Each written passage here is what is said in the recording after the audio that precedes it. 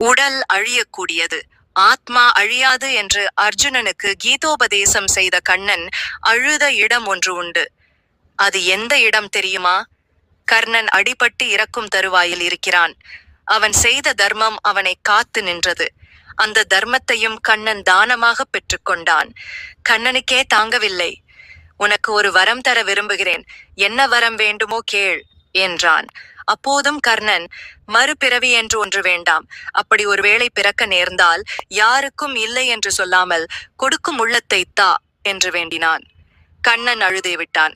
இப்படி ஒரு நல்லவனா என்று அவனால் தாங்க முடியவில்லை. கீழே விழுந்து கிடந்த கர்ணனை அப்படியே எடுத்து மார்போடு அணைத்துக் கொண்டான். கண்ணனின் கண்களில் இருந்து கண்ணீர் பெருக்கெடுத்து ஓடுகிறது. அந்த கண்ணீரால் கர்ணனை நீராட்டினான். கர்ணன் கேட்டதோ இல்லை என்று சொல்லாத உள்ளம் மட்டும்தான் கண்ணன் மேலும் பலவற்றை சேர்த்து தருகிறான்.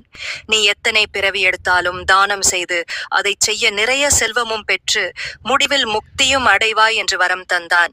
இறைவனை காண வேண்டும், முக்தி அடைய வேண்டும் என்று எவ்வளவோ பேர் எவ்வளவோ தவம் செய்வார்கள், எவ்வளவோ படிப்பார்கள்.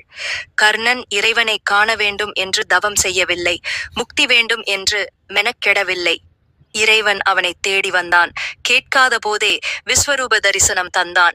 அவனை கட்டி அணைத்துக் கொண்டான். கண்ணீர் விட்டான். செல்வம், ஈகை, முக்தி என்று எல்லாம் கொடுத்தான். இறைவனை தேட வேண்டாம், அவன் நாம் இருக்கும் இடம் தேடி வருவான். கேட்காதது எல்லாம் தருவான். நம்மை கட்டி அணைத்துக் கொள்வான். அதற்கு என்ன செய்ய வேண்டும்? கர்ணன் தானம் செய்தான், நன்றி மறவாமல் இருந்தான்.